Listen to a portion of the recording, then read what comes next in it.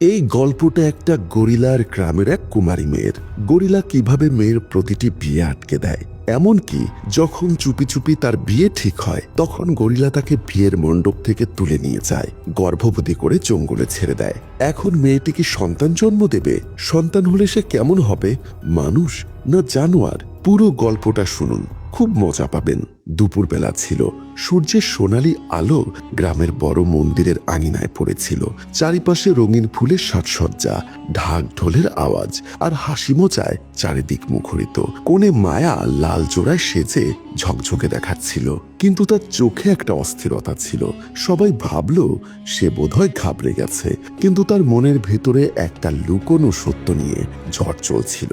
মণ্ডপে মন্ত্র পড়া চলছিল। হঠাৎ মাটি কাঁপার মতো একটা হইচই শুরু হলো। লোকজন পেছনে তাকালো। তখনই মন্দিরের বড় দরজা ভেঙে এক বিশাল গরিলা বলবান ঢুকে পড়ল। দিনের আলোয় তার বড় দেহ আরো জাকালো লাগছিল। তার চোখে কোনো বুনো ভাব ছিল না, বরং একটা গভীর টান ছিল, যেন সে কিছু হারানো জিনিস ফিরিয়ে নিতে এসেছে। লোকজন চেঁচিয়ে উঠল। সেই হট্টগোলের মধ্যে বলবান সোজা মণ্ডপের দিকে এগিয়ে গেল। বর ভয়ে পিছিয়ে গেল। বলবান মায়াকে দ্রুত তার কোলে নিল। মায়া প্রথমে চিৎকার করল, কিন্তু তার চোখ যখন বলবানের চোখের দিকে পড়ল সে থেমে গেল। সেখানে ভয় নয়, একটা পুরনো চেনা ভাব আর একটা না বলা প্রতিশ্রুতি ছিল। লোকজন পাথর তুলে যাচ্ছিল, কিন্তু বলবান লাফিয়ে মন্দিরের সিঁড়ি পেরিয়ে গেল আর সবার সামনে মায়াকে নিয়ে জঙ্গলের দিকে দৌড় দিল। বলবান মায়াকে তার শক্ত কোলে জড়িয়ে ছুটছিল। মন্দিরের হইহট্টগোল পেছনে ফেলে এসেছিল। এখন শুধু গাছের পাতার শব্দ আর পাখির ডাক কানে আসছিল। মায়ের হৃদয় ধুকপুক করছিল, কিন্তু অবাক করার বিষয় তার চোখে এখন আর অতটা ভয় ছিল না। সে বলবানের বুকে মাথা রেখে ভাবছিল, এ কে, আমাকে কেন নিয়ে এলো, আর তার কোলে কেন আমি এতটা নিরাপদ বোধ করছি? বলবান তাকে জঙ্গলের গভীরে নিয়ে গেল। উঁচু উঁচু শাল আর পিপল গাছের ফাঁক দিয়ে সূর্যের আলো এসে একটা সুন্দর আলো ছড়াচ্ছিল। অবশেষে এক শান্ত ঝর্ণার কাছে সে মায়াকে মাটিতে নামালো। মায়া কাঁপতে কাঁপতে বলল, তুমি কে? আমাকে এখানে কেন এনেছো? বলবান কোনো উত্তর দিল না। সে তার বড় হাত দিয়ে আস্তে ইশারা করল, যেন বলছে, ভয় পেও না, আমি তোমাকে আঘাত করব না। তার গভীর মানুষের মতো চোখে একটা গল্প লুকিয়েছিল। মায়া সেই চোখ পড়তে লাগলো, আর তখনই তার মনে একটা পুরনো স্মৃতি জাগলো, যেন এই চোখ সে আগেও দেখেছে। হয়তো ছোটবেলায় যখন সে জঙ্গলে হারিয়ে গেছিল আর কেউ তাকে বাঁচিয়েছিল। সে আস্তে বলল, তুমি কি সেই নও? বলবান হালকা গর্জন করলো, যেন এটাই তার জবাব। বহু বছর আগে যখন মায়া ছোট ছিল, সে তার বাবার সঙ্গে জঙ্গলের কিনারায় খেলতে আসতো। একদিন সে একা অনেক দূরে চলে গিয়ে পথ হারিয়ে ফেলেছিল। জঙ্গল ঘন হয়ে গিয়েছিল, চারিদিকে অদ্ভুত আওয়াজ। ছোট্ট মায়া কাঁপতে শুরু করলো। তখনই গাছের ফাঁক থেকে বলবান বেরিয়ে এলো। সে বিশাল ছিল, কিন্তু তার চোখে একটা নরম ভাব ছিল। বলবান আস্তে তার চোখের জল মুছিয়ে তাকে নিরাপদ পথে পৌঁছে দিল। সেই দিনের পর মায়া প্রায় জঙ্গলের কিনারে তার সঙ্গে দেখা করতে আসতো। সে ফুল আনতো আর বলবান তাকে ফল দিত। ছোটবেলার সেই বন্ধুত্ব ধীরে ধীরে মনের গভীরে ঢুকে গেছিল, কিন্তু সময়ের সঙ্গে গ্রামের লোকেরা মায়াকে জঙ্গলে যেতে বারণ করলো। বছরগুলো কেটে গেল, মায়া বড় হলো। তার সৌন্দর্য গ্রামের সবার মুখে মুখে ছড়িয়ে পড়ল। গ্রামের বড়রা তার বিয়ে এক ধনী ব্যবসায়ীর ছেলের সঙ্গে ঠিক করলো। মায়া বাহির থেকে চুপ থাকলো, কিন্তু ভেতরে তার মন ভেঙে যাচ্ছিল। বিয়ের দিন তাকে লাল চূড়ায় মণ্ডপে বসানো হলো। তার মনে শুধু একটাই প্রশ্ন, সে কি আমাকে ভুলে গেছে? ঠিক তখনই জঙ্গলের ভেতর বলবান অস্থির হয়ে উঠল। মানুষের ঢাকঢোল আর শানের আওয়াজ তার কানে এলো। তার মনে একটা ঝড় উঠল। আমার মায়া কি সত্যি অন্য কারো হয়ে যাবে? সে তার হাসি, তার কথা, ছোটবেলার প্রতিশ্রুতি মনে করল। বলবান বুকে হাত দিয়ে গর্জন করল, তারপর ছুটে গেল। মণ্ডপে সবকিছু ঠিকঠাক চলছিল। পণ্ডিত মন্ত্র পড়ছিলেন, বর হাসছিল, আর মায়ার চোখ ভিজেছিল। হঠাৎ মাটি কেঁপে উঠল। একটা গর্জন সবাইকে ভয় পাইয়ে দিল। বলবান এসে হাজির। লোকজন ভয়ে ছত্রভঙ্গ হয়ে গেল। মায়ার চোখ চকচক করে উঠল। তুমি এসেছো আমাকে নিতে? বলবান কিছু বলল না। সে সোজা মায়ার কাছে গিয়ে তাকে কোলে তুলে নিল। মায়া হালকা হেসে ফিসফিস করে বলল, আমাকে এখান থেকে নিয়ে চলো। আর সেই মুহূর্তে তাদের ভাগ্য বদলে গেল। দিন ডুবে গেল। সূর্যাস্তের লালালয় ঝর্ণাটা সোনার মতো চকচক করছিল। মায়া আর ততটা ভয় পাচ্ছিল না। সে কাছের ফুল তুলে বলবানের দিকে এগিয়ে দিল। বলবান অবাক হয়ে ফুলগুলো দেখল, তারপর আস্তে হাত বাড়িয়ে নিল। সেই মুহূর্তে তাদের মধ্যে একটা চুপচাপ ভাব ছড়িয়ে পড়ল, যেখানে অনেক কথা লুকিয়েছিল। মায়ার চোখ থেকে জল পড়ল। তুমি আমাকে বাঁচালে কেন? বিয়ের মণ্ডপ থেকে কেন নিয়ে গেলে? বলবান কিছু বলল না, কিন্তু তার চোখ সব বদলে দিল। কারণ তুমি আমার সব সময়। রাত এলো, আকাশে চাঁদের আলো ছড়িয়ে পড়ল, আর ঝর্ণার শব্দ বাতাসের গানের মতো মিশে গেল। মায়া কাছে বসেছিল, আর বলবান একটু দূরে চুপচাপ তাকে দেখছিল। ধীরে ধীরে মায়ার ভয় পুরোপুরি কেটে গেল। সে বুঝল এই বড় প্রাণী তাকে সবসময় নিরাপদে রাখছে। কখনো পাতা দিয়ে তার জন্য বিছানা বানাতো, কখনো গাছ থেকে ফল এনে দিত। মায়া হেসে বলল, তুমি কথায় কিছু বলো না, কিন্তু তোমার প্রতিটি কাজে একটা আপন ভাব আছে। তুমি মানুষের চেয়েও বেশি মানুষ। বলবান মাথা নিচু করেছেন, তার কথা বুঝলো। দিনগুলো কাটতে লাগলো। মায়া জঙ্গলের জীবনের সঙ্গে মিশে গেল।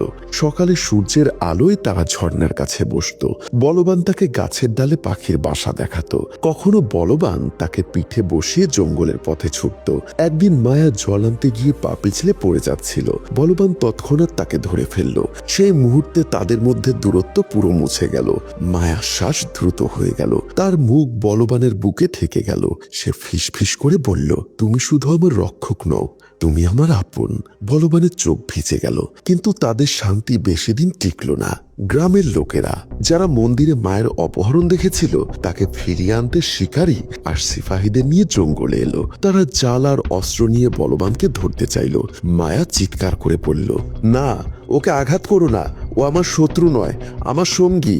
কিন্তু গ্রামের লোকেরা এটা মানতে পারল না। তারা বলল, এটা জানোয়ার, তুমি মানুষ, এই সম্পর্ক ঠিক নয়। মায়া কেঁদে বলল, যদি ভালোবাসা ঠিক না হয় তবে আর কি ঠিক?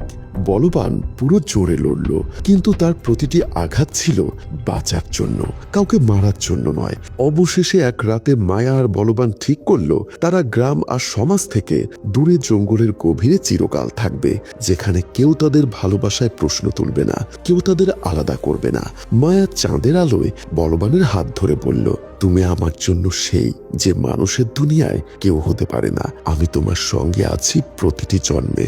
বলবান চোখ বন্ধ করল। তার গর্জন একটা গানের মতো শোনালো, ভালোবাসার জয়ের গান। তারা দুজন অন্ধকার রাতে তারায় ভরা আকাশের নিচে তাদের নতুন যাত্রায় রওনা হলো। মায়া আর বলবান গ্রাম থেকে দূরে জঙ্গলের গভীরে থাকতে শুরু করলো। বলবান গাছের শিকড় আর ডাল দিয়ে একটা নিরাপদ ঘর বানালো।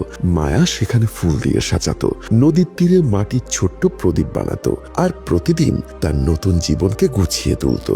ধীরে ধীরে সে জঙ্গলের ভাষা বুঝতে শুরু করলো, পাখির ডাক, জানোয়ারের সতর্কতা, বাতাসের শব্দ। বলবান তাকে প্রতিদিন আরো বেশি মানুষের মতো হতো। মায়া হেসে বলতো, তুমি কথায় কিছু বলো না কেন? তোমার চোখ তো সব বলে দেয়। বলবান তার গভীর গর্জনের সঙ্গে হাসতো আর তার হাত ধরতো। একদিন জঙ্গলে বসন্ত এলো, চারিপাশে রঙিন ফুল ফুটলো, প্রজাপতি উঠছিল। মায়া বলবানের গলায় ফুলের মালা পরিয়ে বলল, আজ যদি আমি মানুষের মতো থাকতাম, হয়তো এটাই আমার বিয়ের দিন হতো। কিন্তু আমি খুশি যে সৃষ্টিকর্তা আমাকে তোমার মতো সত্যিকারের জীবন সঙ্গী দিয়েছেন। বলবান মাথা নিচু করে তার কথা মেনে নিল। তার চোখে একটু জল ছিল, যেন সেও একটা প্রতিশ্রুতি দিয়েছে চিরকাল একসঙ্গে থাকার। কিন্তু মানুষের দুনিয়া তো সহজে হার মানে না। গ্রামের লোকেরা আবার শিকারীদের নিয়ে জঙ্গলে এলো। এবার তাদের সঙ্গে বড় জাল আর আগুনের মশাল ছিল। রাতের বেলা মায়া আর বলবান তাদের ঘরে ঘুমুচ্ছিল। হঠাৎ চারিপাশে আগুন ছড়িয়ে পড়ল। গ্রামের লোকেরা চিৎকার করছিল, মেয়েটিকে ছাড়াও, জানোয়ারটাকে ধরো। মায়া চিৎকার করে বলল, না, আমি ওর সঙ্গেই থাকতে চাই। বলবান মায়াকে পিঠে তুলে জ্বলন্ত জঙ্গল থেকে পথ বের করতে লাগলো, কিন্তু শিকারীরা তার উপর ভালা আর জাল ছুড়ল। অবশেষে তারা এক পাহাড়ের কিনারে পৌঁছালো। নিচে দ্রুত বয়ে চলা নদী, পেছনে মশাল আর অস্ত্র নিয়ে মানুষের ভিড়। মায়া বলবানের কানে ফিসফিস করে বলল, আমাদের একসঙ্গে থাকতে হলে লাভ দিতে হবে। বলবান তার চোখের দিকে তাকালো, তারপর ভয় না পেয়ে দুজনে নদীতে ঝাঁপ দিল। নদীর তীব্র স্রোত তাদের অনেক দূরে নিয়ে গেল। গ্রামের লোকেরা তীরে পৌঁছে শুধু নদীর শব্দ শুনল, না বলবান না মায়া। সকালে সূর্য উঠলে জঙ্গলের ওপারে নদীর তীরে মায়ার বলবান বেঁচে ছিল। ভিজে গিয়েও তারা হাসছিল। মায়া বলবানের হাত ধরে বলল, আমরা সমাজকে পেছনে ফেলে এসেছি, এখন এই জঙ্গলই আমাদের ঘর। বলবান তার দিকে তাকালো, আর তার চোখে কোনো বুনো ভাব ছিল না, শুধু গভীর ভালোবাসা। তারা সূর্যের দিকে তাকালো আর নতুন জীবন শুরু করলো, যেখানে মানুষের ভয় ছিল না, বাঁধন ছিল না, শুধু দুটি মন যারা চিরকালের জন্য একে অপরের হয়ে গেছিল। কিন্তু নদীর ওপারের জঙ্গল আরো রহস্যময় ছিল। গাছগুলো এত উঁচু যে আকাশ ঢেকে যেত, আর সকালের আলো শুধু সোনালী রেখার মতো মাটিতে পড়ত। এখান থেকে মায়া আর বলবানের আসল যাত্রা শুরু হলো। শুরুতে সবকিছু কঠিন ছিল। খাবারের জন্য নতুন ফলমূল খুঁজতে হলো, বৃষ্টি থেকে বাঁচতে গুহায় থাকতে হতো। কিন্তু ধীরে ধীরে মায়া জঙ্গলের জীবন মেনে নিল। বলবান ডালপালা দিয়ে ঝুপড়ি বানাতো, আর মায়া নদীর তীরে মাটির বাসন তৈরি করত। তারা একটা ছোট্ট সংসার করে তুলল। দিনগুলো কাটতে লাগলো। মায়ার মন আর শরীরে পরিবর্তন এলো। তার চোখে এখন ভয় বা অস্থিরতা নয়, একটা অদ্ভুত চমক ছিল। সে বলবানকে বলল, হয়তো সৃষ্টিকর্তা আমাদের এখানে পাঠিয়েছেন একটা নতুন জীবন গড়তে। বলবান তার দিকে তাকালো, আর তার চোখে সেই চেনা ভাব ফুটে উঠল, যা ছোটবেলায় তাকে বাঁচানোর সময় দেখা গেছিল। গ্রামের লোকেরা মনে করত মায়াকে জঙ্গলে জানোয়ার নিয়ে গেছে। কেউ বলতো যে মায়া মারা গেছে, কেউ বলতো তার উপর জাদু হয়েছে। কিন্তু মায়ের মা বাবা প্রতিদিন মন্দিরে গিয়ে প্রার্থনা করত, আমাদের মেয়ে যেখানেই থাকুক, সুখে থাকুক। গ্রামের লোকেরা খুঁজতে চেষ্টা করত, কিন্তু নদীর ওপারের জঙ্গল এত ঘন ছিল যে কেউ সেখানে ঢুকতে পারত না। কয়েক মাস পর মায়া বুঝলো তার ভেতরে একটা নতুন জীবন বাড়ছে। সে বলবানের হাত ধরে বলল, আমরা আর একা নই, আমাদের সঙ্গে আমাদের ভবিষ্যৎ আছে। বলবান তার দিকে তাকালো, আর আস্তে তার হাত মায়ের পেটে রাখলো। তার চোখ থেকে জল পড়ল। সে হয়তো কথা বলতে পারত না, কিন্তু তার প্রতিটি ধড়কন বলছিল, তুমি আমার দুনিয়া, আর এই সন্তান আমাদের চিরকালের ভালোবাসার চিহ্ন। কিন্তু দুনিয়া তাদের শান্তিতে থাকতে দিল না। জঙ্গলের ওপারে নতুন শিকারীরা এলো, যাদের গ্রামের লোকেরা পাঠায়নি, বাহিরের লোকেরা পাঠিয়েছিল। তাদের কাছে খবর ছিল এখানে একটা অদ্ভুত গরিলা আছে। তাদের কাছে বলবান শুধু একটা পুরস্কার, একটা প্রাণী যাকে ধরে শহরে নিয়ে যাওয়া যায়। আর এবার তাদের মুখোমুখি হতে হবে বলবানের সঙ্গে। রাতের বেলা ছিল, আকাশে কালো মেঘ আর প্রচন্ড ঝড় উঠছিল। বৃষ্টির বড় বড় ফোঁটা জঙ্গলকে ঝাঁকাচ্ছিল। তখনই ঝোপের মধ্যে থেকে কিছু শিকারী বলবানের উপর জাল ফেললো। বলবান পুরো জোরে ছটফট করছিল, কিন্তু তার কাঁধে গুলি লেগেছিল, রক্ত পড়ছিল। শিকারীরা তাকে বেঁধে জঙ্গলের ভেতর টেনে নিয়ে গেল। মায়া বলবান ফিরছে না দেখে প্রতিটি গাছ আর ঝোপের পেছনে তাকে খুঁজলো। তার শ্বাস দ্রুত হয়ে গেল, পেটে ব্যথা শুরু হলো, কারণ সে গর্ভবতী ছিল। সে বারবার ডাকলো, তুমি কোথায়, কেন আমাকে ফেলে গেলে? কিন্তু কোনো উত্তর নেই, শুধু ঝড় আর বৃষ্টির শব্দ। ঘন্টার পর ঘন্টা খোঁজার পরও বলবানকে না পেয়ে মায়া ভেঙে পড়ল। সে একটা বড় শাল গাছের নিচে বসে পড়ল। ভিজে গিয়ে কাঁদতে কাঁদতে তার মনে প্রথম চিন্তা এলো, সে কি আমাকে ঠকালো, আমাকে গর্ভবতী করে ফেলে দিল? তার জল মাটির সঙ্গে মিশে গেল। তার মনের ভরসা ভাঙতে শুরু করলো। মায়া সারা রাত সেখানে পড়ে রইল। বজ্রপাতের আলোয় জঙ্গল উজ্জ্বল হতো, আর প্রতিবার মনে হতো হয়তো সে ফিরে আসবে। কিন্তু সকাল হয়ে গেলেও বলবান কোথাও ছিল না। মায়া পেটে হাত রেখে বলল, যদি তুমি না ফিরে আসো, আমি একাই আমার সন্তানকে বড় করব।